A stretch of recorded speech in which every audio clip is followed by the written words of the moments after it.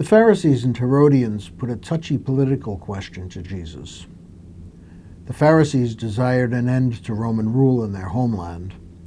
The Herodians, on the other hand, were wholehearted supporters of cooperation with Rome. Cooperation brought benefits, opposition would bring destruction. By going to Jesus together, they're trying to catch him in a political web.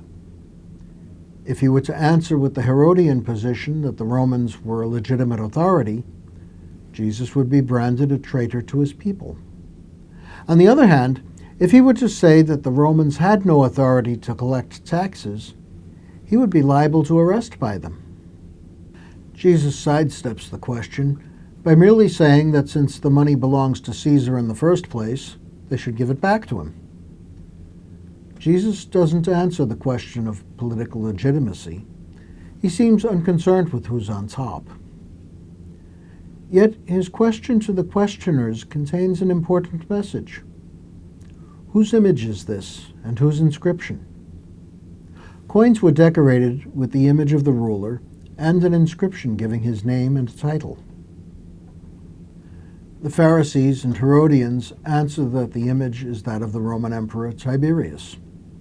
So Jesus tells them to give therefore to the emperor the things that are the emperor's, and to God the things that are God's.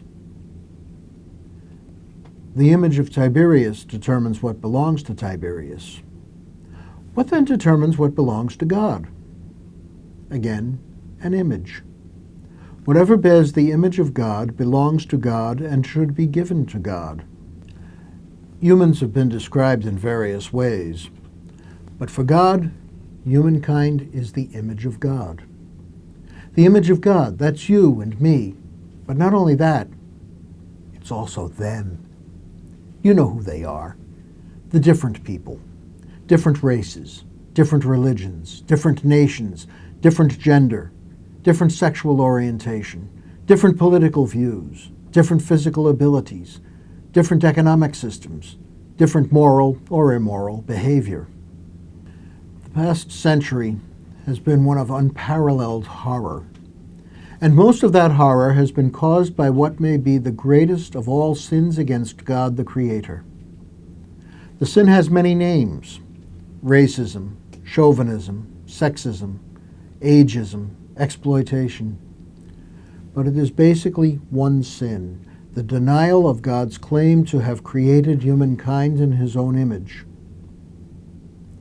Having denied that certain people are the image of God, we have sacrificed them to a variety of Caesars, individuals like Stalin, Hitler, or Mao, ideologies like communism, manifest destiny, or racial purity, nations and chauvinistic patriotism, gender images as an abuse of women or gay bashing, economic power as in exploitative capitalism, and so many more.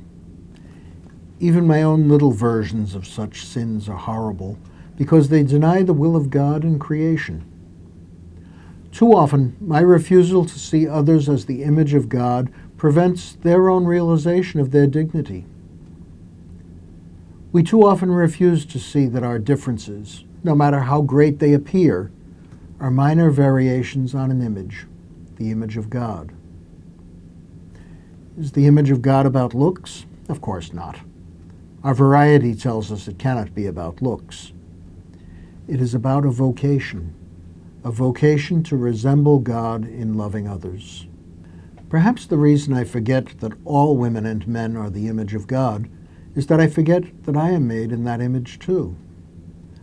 I'm too self-centered to give much thought to being a creature, someone made by another according to a particular model. That model is Christ, the absolutely perfect image of God. The more I become like Christ, the more I can see the image of God in myself and all other people, and rejoice that our many differences still do not completely exhaust the possibilities of that image. We may mar it, but we cannot erase it. We may make it as glorious as an angel, yet we cannot express it fully. We Christians have been shown Christ, the image of God, so that we can proclaim that image to all the world. In order to do so, We must clear away whatever mars that image in us. That includes all those sins that deny the creation of humanity, all men and women in the image of God. It includes giving Caesar, in all his manifestations, no more than his little due.